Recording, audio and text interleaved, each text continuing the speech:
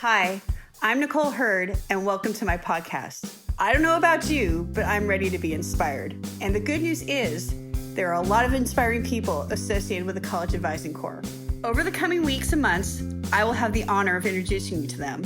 People who believe in hope, people who believe in opportunity, people who believe in our beauty, our power, and our potential. People who believe in serving in communities, and people who courageously say, I believe in you. And we will also talk about the importance of navigating the path to college. Join me in this journey to be inspired, this journey in a time of challenge to lift and love and dream. Welcome to the Knowledge for College podcast. Welcome, everybody. I have a treat for you. This is the Knowledge for College podcast, and I have two College Advising Corps alums today who are going to inspire you and going to make us all kind of radiate love and light with the incredible inspiration they provide. Two folks I want you to meet. Ryan McBride is a graduate of the University of Michigan and was an advisor back in 2010. Ebonie Williams is an advisor, former advisor from the University of North Carolina at Chapel Hill, and was one of the original four back in 2007. They are now leading our space in beautiful and exciting ways, and I can't wait to amplify their voices and spend some time with them. I'm very, very excited about this. Ryan and Ebonie, welcome to the podcast. Thank you. And so, Ryan, let's start with you. You came to us from the University of Michigan. Want to tell everybody why did you become a College Advising Corps advisor? That's a great question. I, originally didn't know much about the college access space, but I had an academic advisor, Jeffrey Harold. I still keep in touch with him. He had gotten some information about the Corps starting at Michigan. And he, asked me, what are your plans after college? Do you know what you're going to do? And so, I was kind of vacillating between going to grad school, maybe studying education, maybe studying, creative writing. I was kind of all over the place. And, he thought it would be a good fit for me. So he just said, you should apply, you should look into it, check it out. And so, I had always had an interest in education more broadly, like maybe teaching or being a professor. And so I applied for it. And shortly after applying, I saw that on the map of the state of Michigan, one of the cities or proposed cities was going to be Saginaw, my hometown. And so I had never really thought about going back home. And when I saw that, I was like, wow, that would be really cool if I somehow could be placed, as an advisor in my hometown and maybe give back in that way. And so for me, after looking into the program and thinking about my goals and seeing that there was a school in Saginaw that was selected as a site, it just kind of made sense for me to really look into it and apply and pursue it. Great. And Ebonie, so you're both pioneers. You were both first to be advisors in your chapters. Ebonie, why don't you talk to us? Why did you become a Carolina Corps member? Yeah, so I was a senior at Carolina coming up on spring semester, and I wasn't exactly sure what the next steps were going to be, but I knew one thing for sure, like I loved working with young people. I knew though that teaching was not my calling, but I wanted to do something to work with young people. And I remember my boyfriend at the time, husband now, he saw like a posting for this new program that was starting at Carolina, and I had a couple friends, and I literally got this same post, this article sent to me like 3 different ways. So I looked into it and I was like, whoa. And similar to Ryan, my former high school was on the list of high schools to be served. And so that was really inspiring because I think about my own college process and just know that I did a lot of work individually to get to Carolina, but I didn't have like a lot of help. And how many students that I know could have gotten to the same place that I did had they had a little bit extra help. And so I applied to the program, didn't know exactly what it meant because it was brand new, and completely life-changing experience from there. So that's how I ended up and why I signed on to be an advisor. Well, look, at the two of you not only did an amazing job at your schools, but you actually lifted us all up in beautiful ways. I can remember, Ebonie, going with you to Texas to testify in front of the commissioner and the board to get us into Texas. And we now have 120 plus advisors in Texas. Ryan, I will never be able to forget the moment that you and I got to go to the White House and meet President Obama and Mrs. Obama, and I actually really lost my cool in front of you. I did some serious fangirling, so sorry that your CEO was not a little bit more together that day. But you both got a chance to represent the Corps in really beautiful ways that made a real impact. As we're in this pandemic and, people at Michigan Carolina, our other university partners are thinking about doing this. I'm going to have you all play recruiters for a second. What would you say to somebody who's in their senior year, thinking about applying to the Corps, thinking about this opportunity? What would you say to them? What was the most impactful thing about being an advisor? So I will say the tangible good that I was able to see my work helping the young people that I was helping. And what I mean by that is that, it's not about me, it's about the young people that we are serving. But it was so rewarding and changed my life to be able to see, wow, with just a little extra care, a little extra time, a little extra commitment, there are some amazing young people in these schools that are unfortunately, our counselors are overworked, underserved, and we were able to truly have an impact as an advisor. And so I think about if you're a senior, and you think about what you want to do next, just what is the impact you want to have and what is the tangible good you want to put into this world.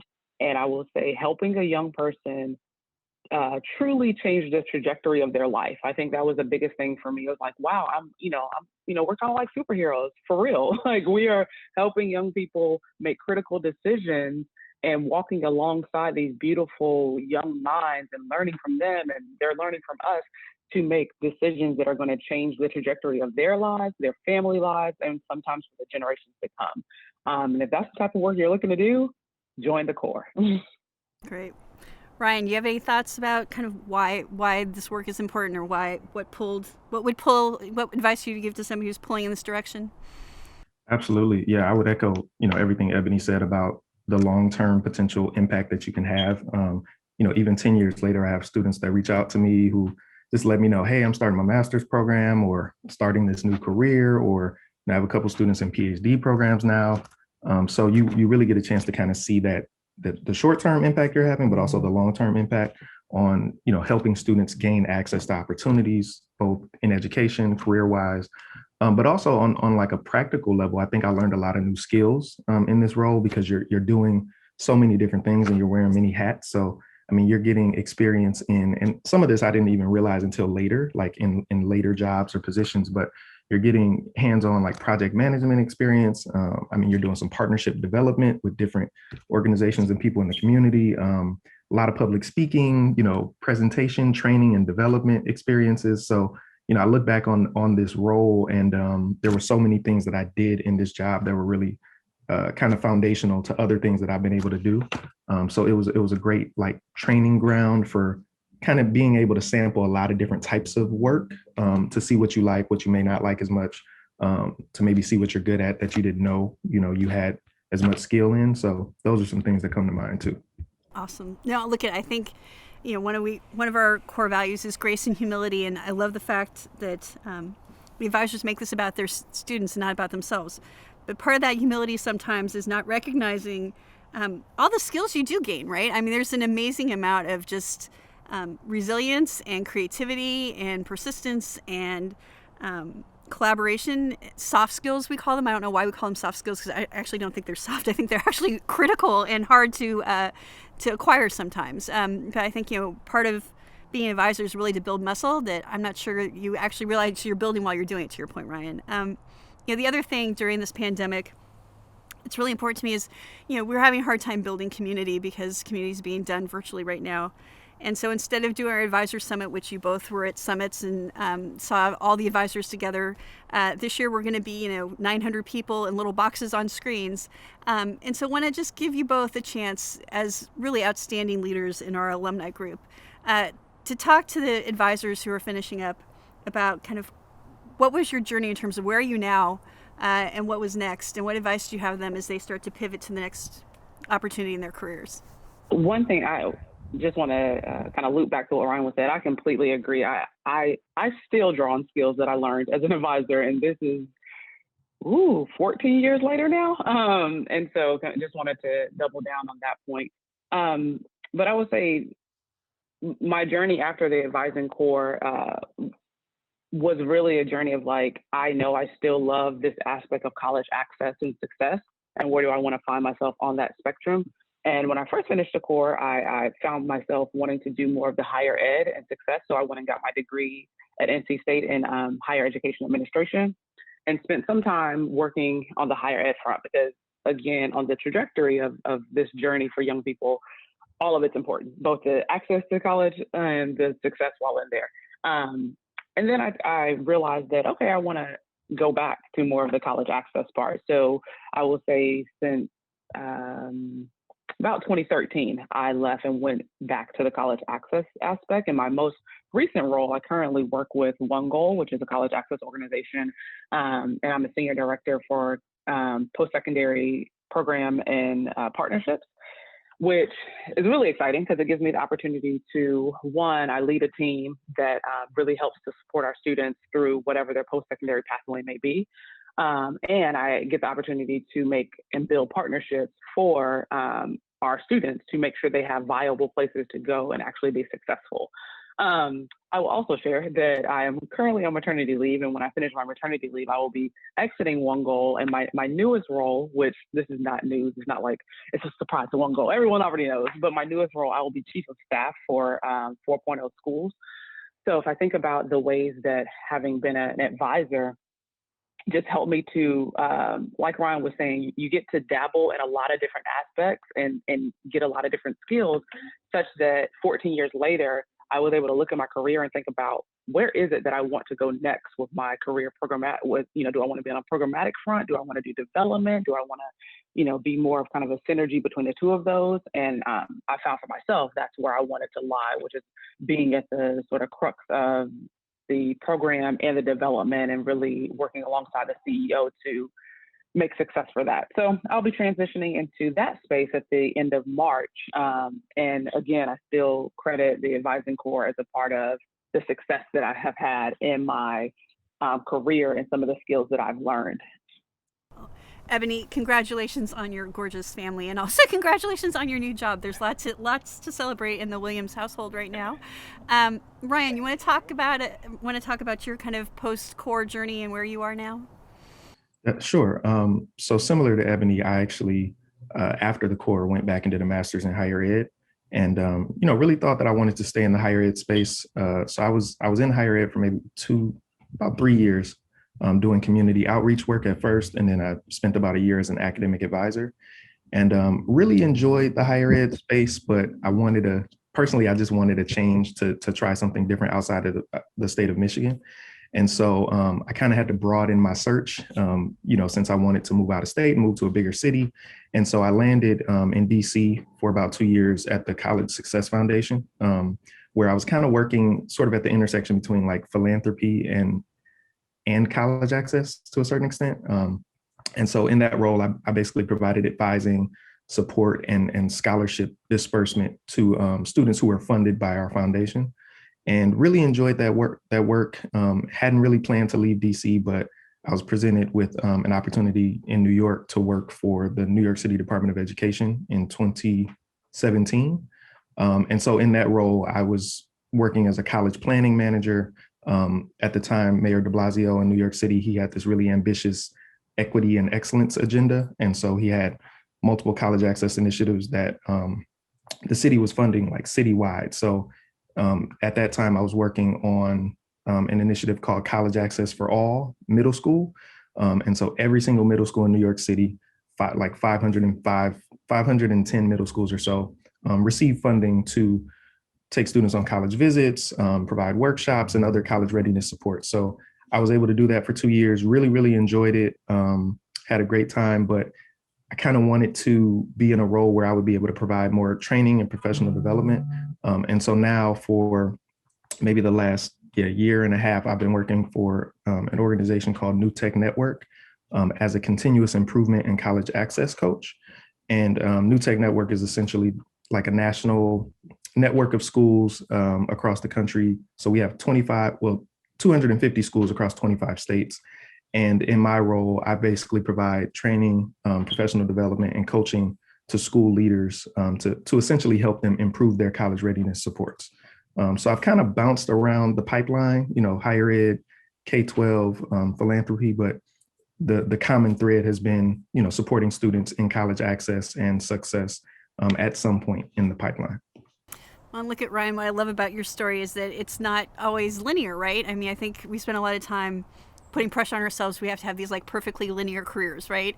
And it's, higher ed, and it's always higher ed. And you start here, and, the ending is, I don't know what, your chancellor, your president, your, dean, your professor, your whatever. But there's these very kind of step ladder ways of looking at life. And for all of us, that's not really how it happens, right? It's actually a lot more, a matter of opportunity and luck and skill and following your heart and following your head. And, like I said, I look at my own career, and there's nothing particularly linear about it, and I wouldn't change a thing. So I think what I love about both of you sharing your stories is hopefully it will inspire advisors to take some pressure off and know that, look, if you're going to graduate school, that's great.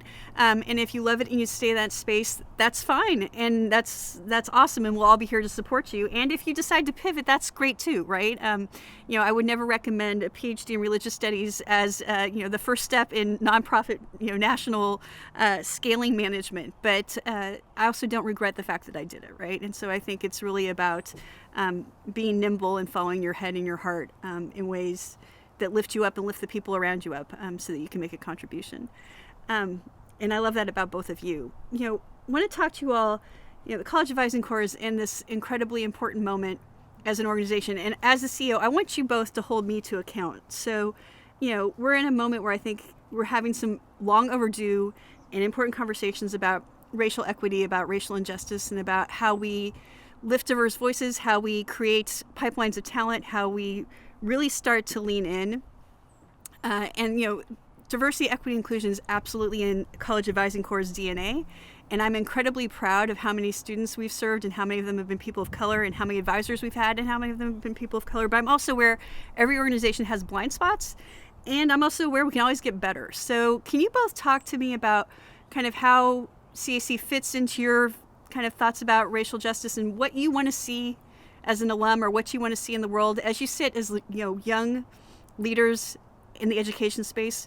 What is your kind of hope or your dream, or where are you leaning in on these issues right now when your voices are so important? And I'm so glad you both agreed to be with me today. But want to give me some thoughts about that?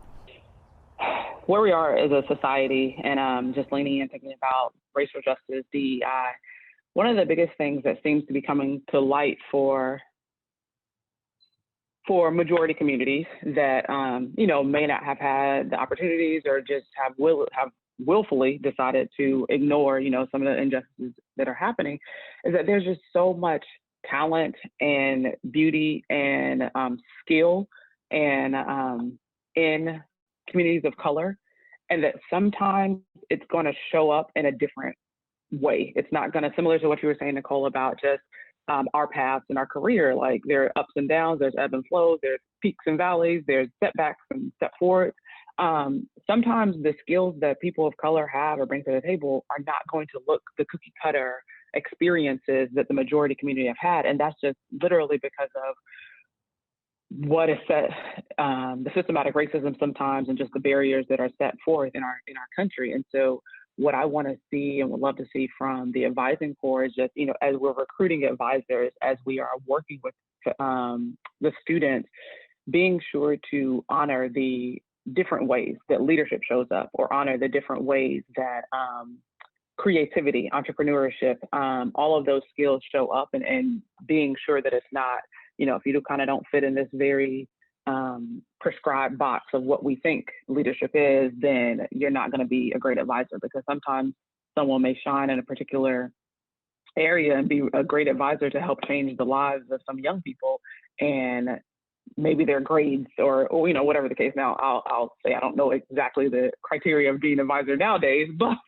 whatever the case, that's something that I would love to see at the Advising Corps, because there's the potential to change, again, the trajectory of a lot of young people's lives in terms of high school students, but also the young college students that the Advising Corps gives us opportunity to change their lives. And just want to make sure that how we are looking at talent and skills is outside of the box. Ebonie, I love that you said that, because it's one of those things where I do think we should hold ourselves to account, right? The reality is most, right now, all the active College Advising Corps chapters are at predominantly white institutions, right? That tend to be highly elite schools. And when you're from that highly elite space, you sometimes have these gigantic blind spots, whether they're willful or not, around community college, right? Around the diversity in higher ed, around non-traditional paths, around really seeing talent in all sorts of ways as you're kind of calling us to do. You know, one of the things I'm really proud about CAC is we're actually sending more kids to community college into four-year schools. And I don't think people realize that. They see, oh, these great advisors are coming from Michigan and Carolina. They could only be sending kids to Michigan and Carolina. We're actually sending students to all sorts of different institutions. And we will this year have our first HBCU chapter at North Carolina A&T. So I think, you know, you calling us to think about diversity and impact and seeing talent everywhere is incredibly important. I mean, the other thing I would say is, you know, we recently got this data.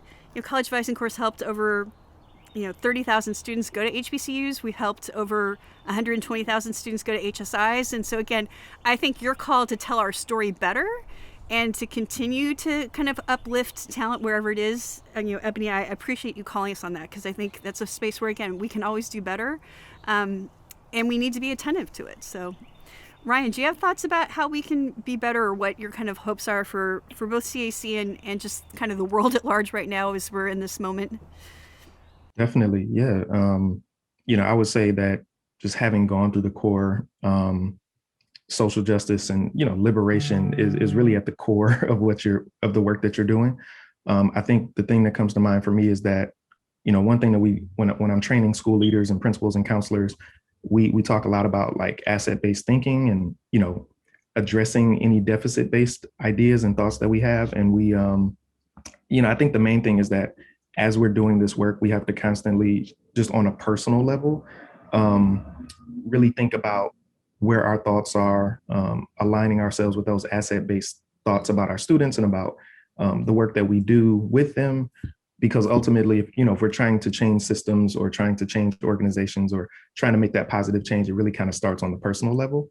So I think it's, I kind of think about it from that perspective, like making sure that we're always interrogating our own biases, our internal implicit biases, things of that nature, to align our thinking with like where we're trying to go.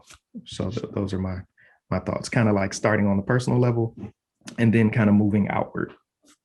Yeah, I think, Ryan, you're picking up on something really important, which is having the advisors and having all this find space, especially our advisors of color, to have space to do that kind of personal radiating, right? And then to start having that radiate out to their students and to other advisors, and then radiate out to their communities. Having Ebonie's the word shine, right? I think it's really important for advisors to find that space to shine personally, and then let that kind of love and light and opportunity and you use the phrase social justice, right? That example, let it kind of wash over everybody, and show us a better way of doing things, and a better way to be inclusive, and a better way to listen. So I really appreciate both of you holding me and holding the Advising Corps to account, as we consider, how do we go through this and be better?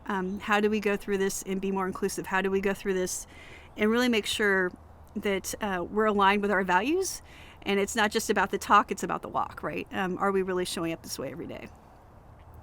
Want to kind of pivot a little bit, just the advisors that are listening to this. I love asking this question to all advisors, both current and alums, but you want to both share, a favorite moment, something that when you have a rough day or you are having that hard time with your own kind of radiating, something you go back to that puts a smile on your face, or frankly, this is what it does for me. I think about the two of you, and I'm not just saying this because you're on the podcast, but you are two people that when I have a bad day, I think about, the reason why you got up this morning is because you are surrounded by amazing people who motivate you, like Ebonie and Ryan. So let's get up and do this, right? So will you two want to share kind of a favorite moment or what keeps you going when you think back at your Advising Corps time? I'll share two moments, and then a current thing that kind of continues to keep me going. So one, when I was advisor, I was at Hillside in Southern Durham High School in Durham, North Carolina. And I remember the first time at Southern Durham, one of my students got the Park Scholarship at NC State, and we just lost it because we thought it was a long shot for him, and of course, this is my first year as an advisor, so having been a college student, I didn't really know a lot about different scholarships at various places. So, once I found out about it, knew his interest in going to NC State, we applied. And when he received it, it was just like such a glorious win for all of us. And we were just all so excited, so happy to celebrate him. So that was something that I continue, like, man, even when things feel like a long shot, like, still go after them, still try. You truly never know. I think the second memory is the first decision day that I hosted at Hillside High School. And just the amount of fun we had. Like, we didn't have a DJ. We, I guess, plugged up an iPod back then, plugged up an iPod and had food, and the kids brought their letters, and it was just truly the most fun. And I think being sure to incorporate at that time students that were going to community college and military really uplifted them and sent the message that, hey, it's about having a plan. It's about having some type of post-secondary plan and not just about four-year college. That was really exciting. And then I think the current thing that kind of just still keeps me motivated is I follow a number of my fellows or students, from my first year on Instagram, and to see them now, they're like mothers and fathers and lawyers and doctors. And here recently, one of my former students, he got elected to the South Carolina State Senate. And so just to see those types of things are like, whoa, and not to say clearly that I am the result of, the cause of that, but to see the outcomes of your students on a day-to-day basis still is truly motivating. So that's something, those are the memories and the current thing that still helps to keep you motivated. Ebonie, I love the fact that you're reminding us the importance of celebrating, right? I think, again, I know myself and I know a lot of alums and advisors, it's that constant need, like, you got to do more, there's always more work to do, there's always so much to do, and you forget to stop and celebrate, right? And some of the best moments, frankly, are the moments when we do stop and reflect and celebrate. So thank you for sharing those with us. Ryan, do you have some favorite memories? Definitely. Yeah, a couple that come to mind. I guess the first one that comes to mind is I had a student, I think she graduated my second year in the Corps, but I had known her, since I was back in my hometown. I had known her since she was like 5 or 6, because her grandfather was kind of a community leader. He would get us involved in different activities and different academic competitions. And so he would always kind of bring his granddaughter along. And so by the time I went back to be an advisor, she was a junior in high school. And her name is Andrea Pugh, and she, just was doing really amazing things. She was the first student, I think, in our school history to win the Gates Scholarship, the Gates Millennium Scholarship. And so everybody was, super excited for her. And she went on now, and kind of like Ebonie mentioned, just to see their progress. She's doing like a Ph.D. now in, I think, environmental science at Florida A&M University. So just to kind of see her progress over time and some of the great things she's been able to do. It was, rewarding to see that back then, but then to see her continue and many other students is just really great. But also, Dr. Hurd knows about the Highway to College program that we had at Saginaw High School. It was basically like a passport booklet every student could receive. And the more college action steps that they accumulated, they were able to get stamps in their passport. And so at the end of the year, we basically participated in the award ceremony at the school. And so students who had the most college access stamps in their passport were able to get prizes. And to me, it was super rewarding to see the community get involved. So we had, corporations and local businesses that said, hey, we heard about this program. We want to donate, 10 graphing calculators, or we want to donate a computer, or whatever it might be. And so it was just kind of cool to see the community come together and kind of rally around college access for the school. And, we had so many students that received like really big prizes. And I, with the budget I had, there were certain things that I could afford. But it was cool to see the community sort of take ownership and say, hey, we're bought in, we want to get involved. We want to show love and reward students for taking college action steps. And they were just stepping up, left and right. So that was just a definite high point, just to see that the work sort of spread beyond, just my role to like other people in the community getting involved. Ryan, I love that story. And I love the fact that you reminded us, back to kind of who we are as an organization, that we do this in profound community, right? And whether it's the school community or the community around the school, I just love the idea that none of us are alone in this, right? And when you activate the community and they also see the talent and the potential in their students, that's when the magic happens, right? That when you really kind of have those moments when we're all in this together, that's when the magic happens. So thank you for that memory. It's inspiring to think about. We're going to wrap up, but just want to thank you both for I think when we started the College Advising Corps, there was always this kind of dual vision, right? One was to get as many first-generation low-income and underrepresented students to and through college as possible.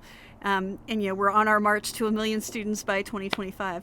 But the other part of this, and I would argue is equally important, and maybe in some ways is more important, was to really help launch a new generation of leaders, the advisors themselves, right? To create these pipelines of diverse talent, to create these pipelines of people who understood social justice, who understood community engagement, who understood how to make the world a better place, and frankly would become leaders, right? That they would occupy space in education or in the private sector or in government or whatever, and make sure that we all know if different people are sitting in different seats, we'd have different decisions, right? And so really making sure that those advisors got a chance to become leaders.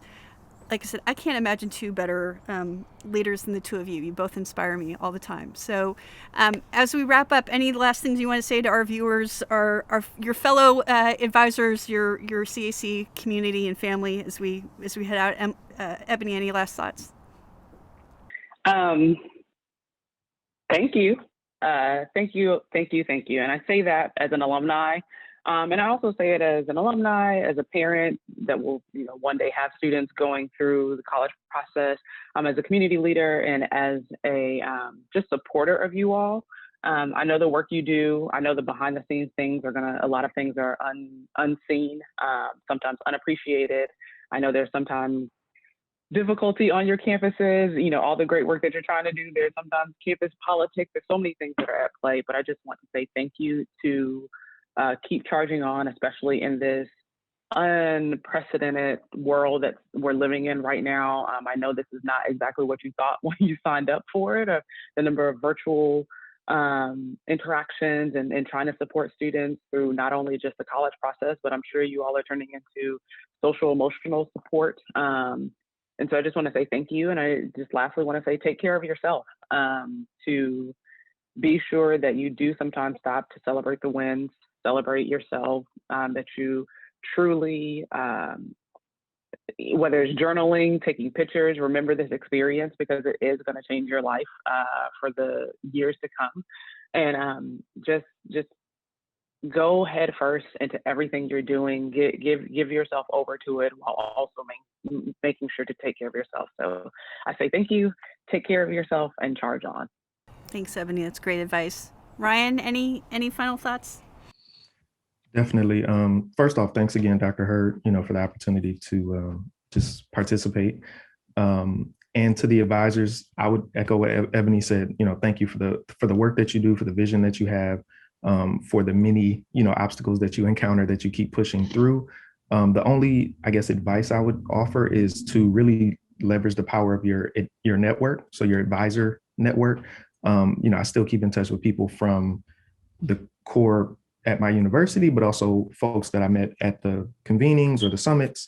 And they're doing amazing things. We've been able to connect and share ideas and share job opportunities, and really just kind of encourage each other even after the course. So it's been beautiful to kind of see the different directions people have gone in.